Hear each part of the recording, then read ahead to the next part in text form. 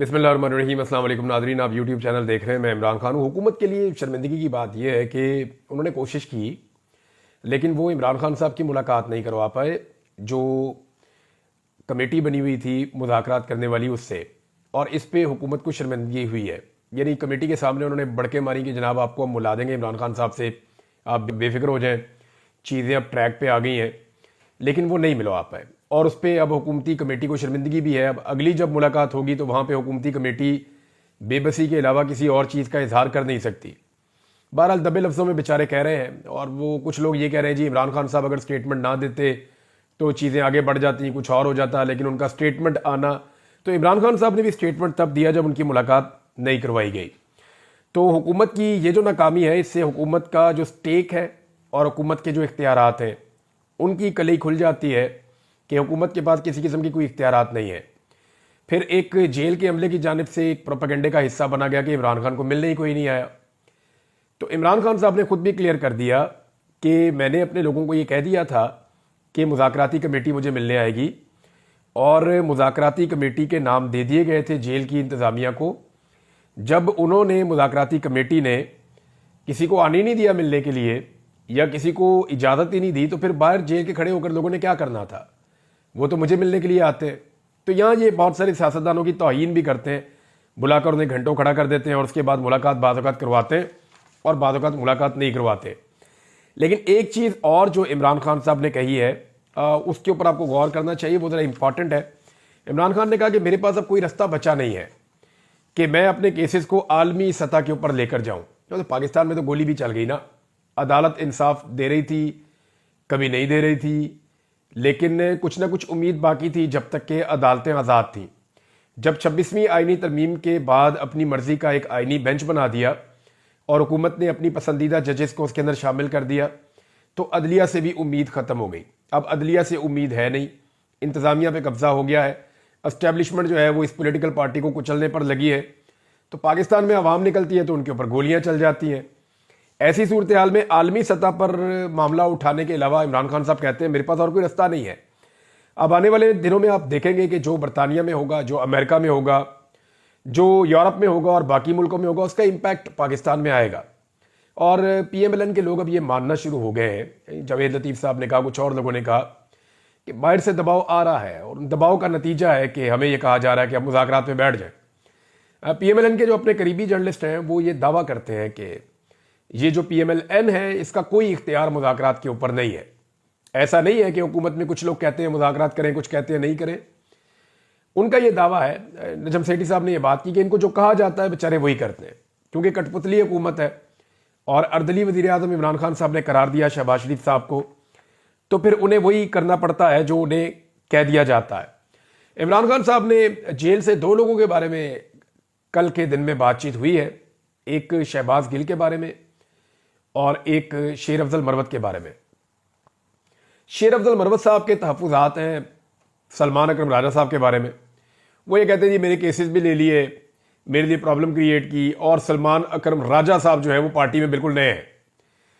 दूसरी तरफ शेर अफजल मरवत साहब भी पार्टी में ज़्यादा पुराने नहीं हैं, ये लगभग एक ही टाइम पे दोनों इस पार्टी में आए। सलमान अकरम राजा साहब भी इलेक्शन से पहले इस पार्टी में मुतहरिक हुए हैं और शेर अफजल मरवत साहब भी इलेक्शन से पहले इस पार्टी में मुतहरिक हुए हैं। ये 9 मई के बाद की बात है जब ये लोग ज़्यादा मुतहर्रिक हुए पाकिस्तान तहरीक इंसाफ। तो टाइम तो दोनों का एक जैसा है। लेकिन साकिब बशीर साहब ने खबर दी है और वो ये बताते हैं कि उनके बकौल इमरान खान ने कहा कि शेर अफजल मरवत को शोकाज नोटिस जारी किया जाए जो उन्होंने सलमान अकरम राजा से मुताल्लिक बात की है। और अलीमा खान साहब ने कहा कि इमरान खान ने सलमान अकरम राजा को अपॉइंट किया है, उन्होंने वही कहना है जो इमरान खान उन्हें कहेगा। अब आप आ जाए दूसरा बंदा जिसके बारे में इमरान खान साहब ने जेल से बात की। एक तो अपनी एहलिया के बारे में उन्होंने बड़ा एक स्टेटमेंट जारी भी किया इमरान खान साहब ने अपने ट्विटर अकाउंट के ऊपर। तो आजकल शहबाज गिल साहब पे बड़ा अटैक हो रहा है पाकिस्तान में, और डिफरेंट तरफ से अटैक होता है। पाकिस्तान की मीडिया को भी उनसे शिकवे शिकायतें हैं, वो वहाँ से भी अटैक हो जाता है। कभी उनके खिलाफ कोई औरत कार्ड आ जाता है, कभी उनकी ज़बान को लेकर उनके ऊपर अटैक आ जाता है, कभी लोग कहते हैं वो पाकिस्तान से बाहर क्यों है, कभी कोई उन पर इल्ज़ाम लगाता है कि किसी मखसूस जर्नैल ने उन्हें पाकिस्तान से बाहर भिजवाया था। अब वो शहबाज गिल साहब रोज़ाना पूछते हैं जर्नैल का ना ही दस दो, तो कोई बंदा नाम लेने को भी तैयार नहीं है। तो शहबाज गिल साहब जो है उनके ऊपर बहुत ज़्यादा अटैक हो रहा था, और अटैक होने की एक रीज़न समझ भी आती है कि शहबाज गिल उन चंद लोगों में से एक है जिनके बाहर जाने से पाकिस्तान तहरीक इंसाफ और ओवरसीज पाकिस्तानी ज़्यादा मुतहर्रिक हुए हैं वहाँ पे, और इन्होंने हर एक के साथ राब्ता रखा हुआ है। एक बड़ी ज़बरदस्त कोऑर्डिनेशन बनाई हुई है शहबाज गिल ने, और वो कुछ एक्टिविटीज़ करते रहते हैं। कभी अमेरिकन को मिलते हैं, कभी यूरोपियंस को मिलते हैं। बहुत तेज़ी से उन्होंने दौरे भी किए, यूरोप भी गए, इंग्लैंड भी गए, अमेरिका भी गए, हर जगह पे वो आपको दिखाई भी देते हैं। और दूसरा, शहबाज गिल जो है वो क्योंकि अमेरिका में पहले रहे, वो उनके मजाज भी समझते हैं वहाँ के लोगों के, तो उन्होंने वहाँ के लोगों को उनकी ज़बान में काफ़ी कुछ समझाया कि एक्चुअली इमरान खान के साथ पाकिस्तान में हो क्या रहा है और पाकिस्तान में इंसानी हकूक़ की खिलाफ वर्जियों पर मामला कहाँ पहुँचे हैं। तो ओवरसीज पाकिस्तानियों को एक वॉइस और मिल गई, और एक नाम आप नहीं भूल सकते, वो है डॉक्टर मोहित पीरजादा का।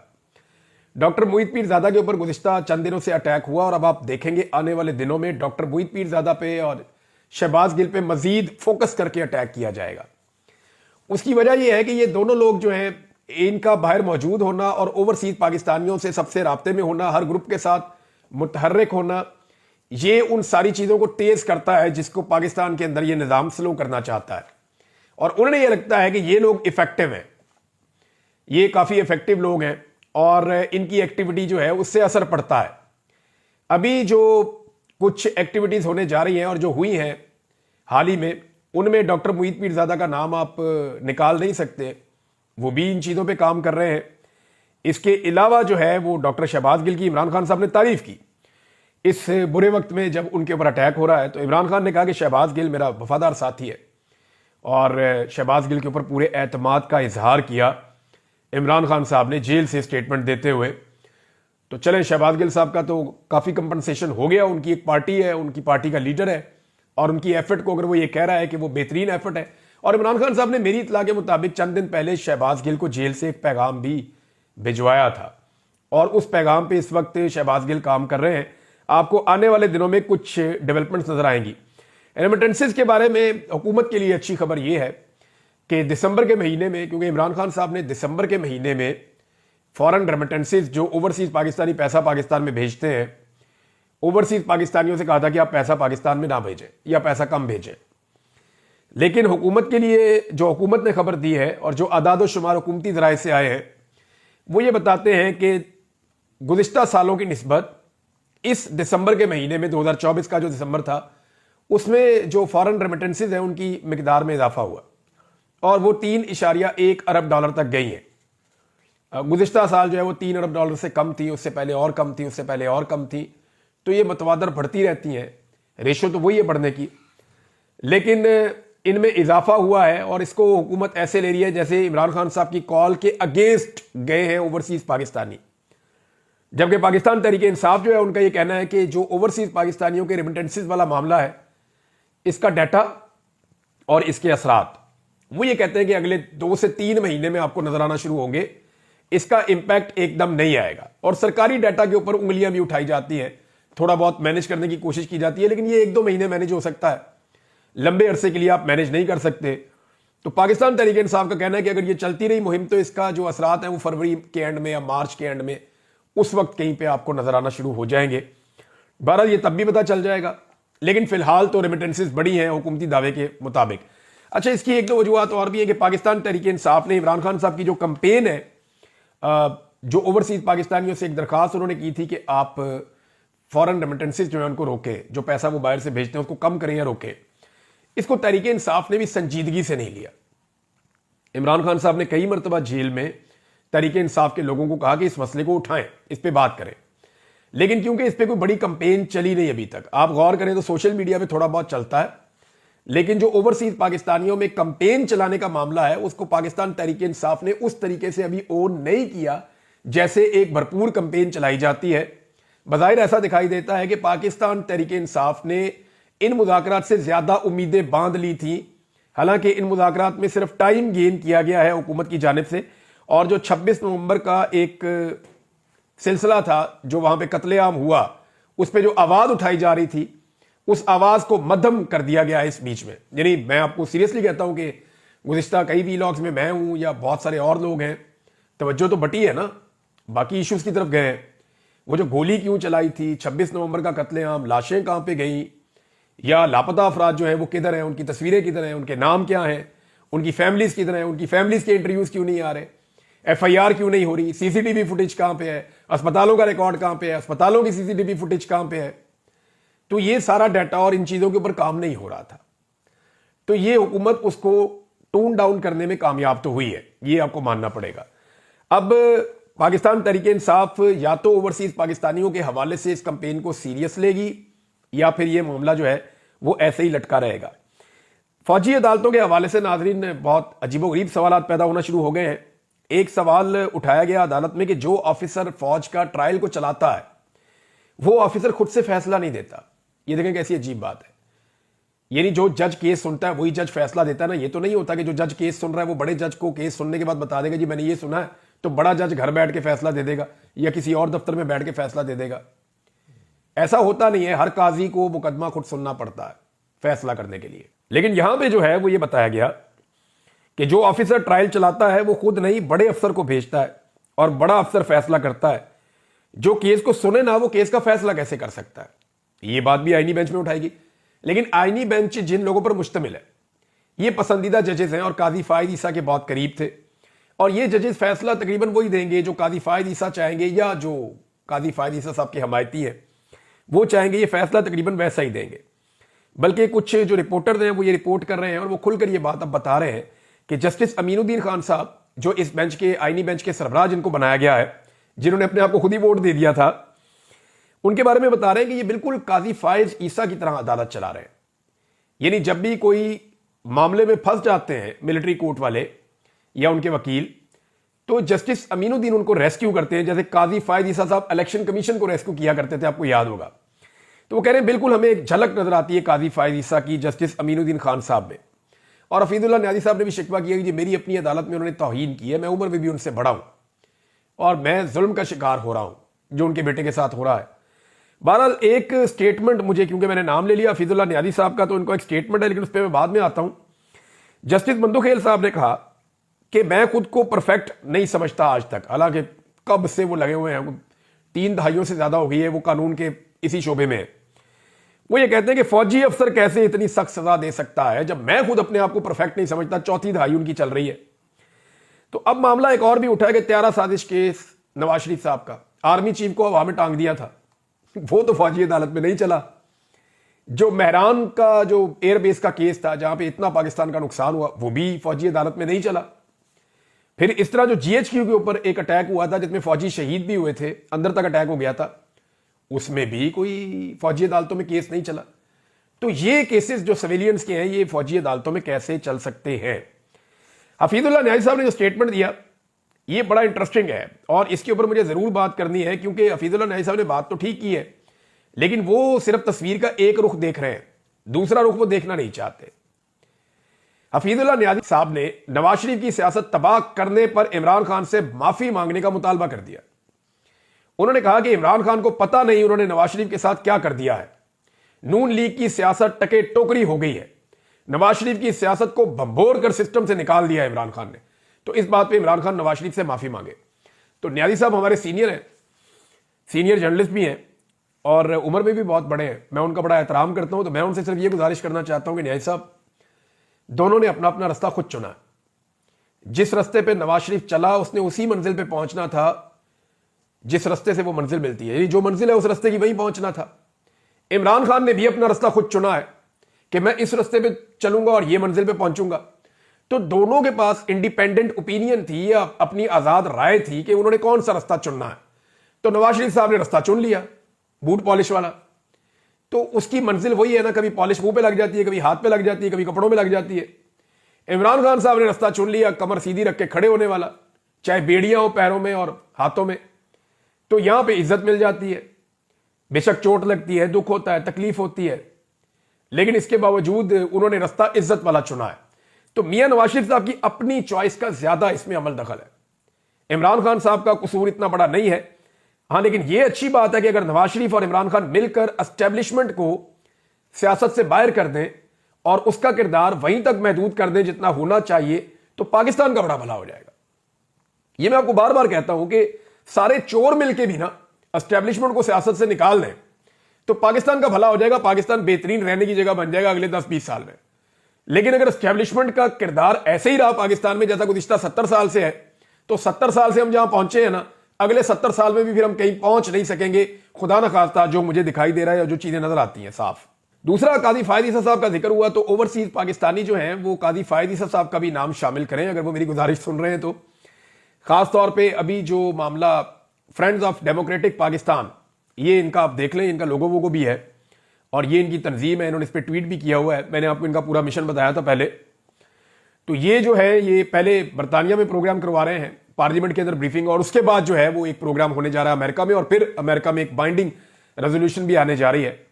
तो इनसे गुजारिश है कि आप काजी फायद ईसा साहब को कैसे भूल सकते हैं। पाकिस्तान में हर जुल्म के अंदर जो बेहतरीन सहूलतकारी की है, बल्ले का निशान छीनने से लेकर लेवल प्लेइंग फील्ड छीनने से लेकर आरओ जो है वो ब्यूरोक्रेट्स को लगाने से लेकर जो जो जुल्म और बर्बरियत हुई उसके ऊपर खामोश रहने से लेकर हर चीज में काजी फायद ईसा ने यह तक कह दिया कि किचन में गर्मी बहुत है और अगर लगती है तो फिर आप यहां पे नहीं खड़े हो, निकल जाओ यहां से, दौड़ जाओ।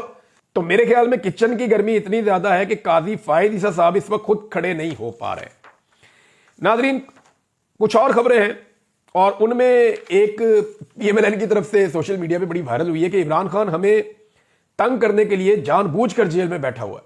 और अब तो पीएमएलएन के लोग कहना शुरू हो गए कि इमरान खान साहब को चाहिए कि जाएं जेल से निकले। उन्हें भी यह पता है कि इमरान खान के पास ऑफर मौजूद है, लेकिन उसके लिए इमरान खान साहब को जेल के छोटे दरवाजे से निकलना पड़ेगा। दरवाजा थोड़ा थोड़ा बड़ा कर रहे हैं वो कि ठीक है खान साहब इतना सा झुक के निकल जाए। खान साहब कहते हैं नहीं, वड्डा फाटक खोलो, जैसे मुझे पकड़ के इज्जत के साथ अंदर लेकर गए थे उसी इज्जत के साथ मैं पकड़ के बाहर आऊंगा। मैंने छोटे दरवाजे से नहीं गुजरना, जहां से जरदारी गुजरा, जहां से नवाज शरीफ गुजरा, जहां से बाकी सियासतदान गुजरे, मैं उससे गुजरकर बाहर नहीं आऊंगा इस जेल में से, मेरे लिए बड़ा फाटक आप खोलेंगे।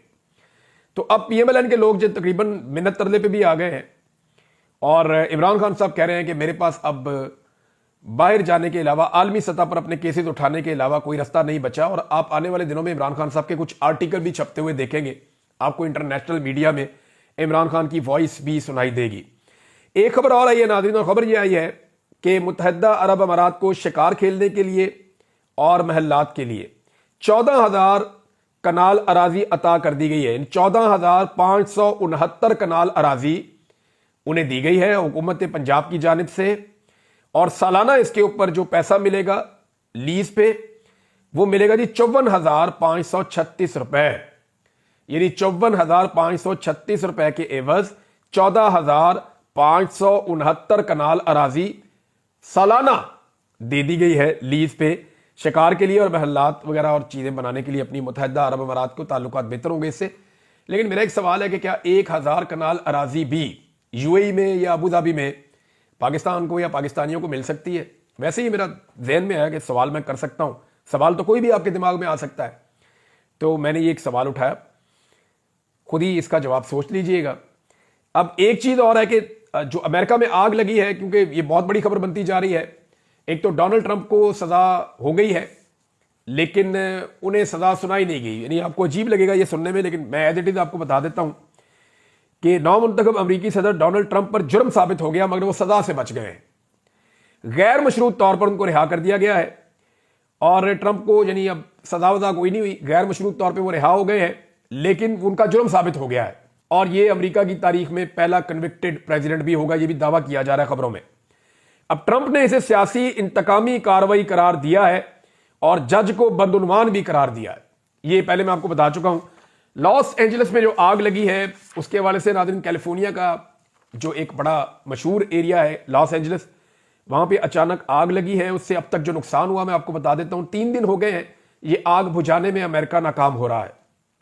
2 लाख अफराद तकरीबन बेघर हो गए हैं और 70 मील फी घंटा की रफ्तार से हवाएं चल रही हैं जो आइंदा चंद दिनों तक चलती रहेंगी। ये इतनी तेज हवाएं चल रही हैं कि इनकी वजह से आग बुझ ही नहीं पा रही। जैसे ही आग एक जगह बुझाने लगते हैं वो आग आगे ट्रेवल करती है, आगे ट्रेवल करती है, पूरा का पूरा शहर ऐसे जल रहा होता है। वो मनाजिर देखते हैं, बड़े हौलनाक किस्म के मनाजिर हैं। तो लॉस एंजलिस के 2 जोन्स में अभी तक आग फैली हुई है और दर्जनों हलाकतें रिपोर्ट हुई हैं। 10 लाशों की अब तक तस्दीक हो गई है। 10,000 के करीब घर, इमारतें, कमर्शियल एरिया, ये 10,000 अमलाक को नुकसान पहुंचा है। मुकम्मल तौर पे ये तबाह हुई हैं।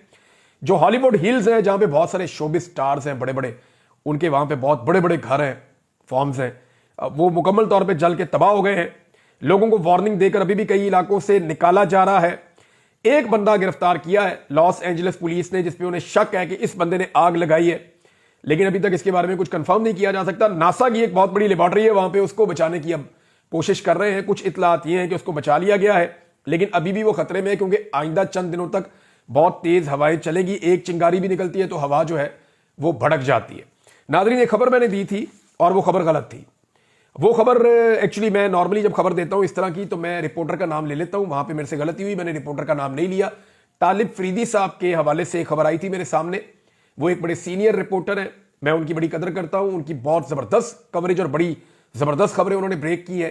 तो उनका नाम क्योंकि लिखा हुआ था तो मैंने खबर बगैर तस्दीक किए दे दी कि पाकिस्तान के अंदर जो है वो दफातर बंद हो रहे हैं कतर एयरलाइंस के, लेकिन उसकी तस्दीक नहीं हो सकी। उन्होंने तरदीद की है उनके दफातर पाकिस्तान में बंद नहीं हो रहे, लेकिन हां बहुत सारे और दफातर पाकिस्तान में इंटरनेट की बंदिश की वजह से बंद हो रहे हैं और कई मल्टीनेशनल कंपनियां पाकिस्तान छोड़कर जा रही हैं। ये ARY ने रिपोर्ट किया है। तो यहां पे वहां पे भी मुझे नाम लेना चाहिए था, तो मैं नाम नहीं ले पाया। तो इसलिए मैं बताना भी मेरी जिम्मेदारी थी कि मैं आपको बताऊं कि उन्होंने बताया कतर एयरवेज ने कि उन्होंने अपने वहां पे दफातर बंद नहीं किए। अब तक के लिए इतना ही। अपना ख्याल रखिएगा, अपने इस चैनल का भी। अल्लाह हाफिज।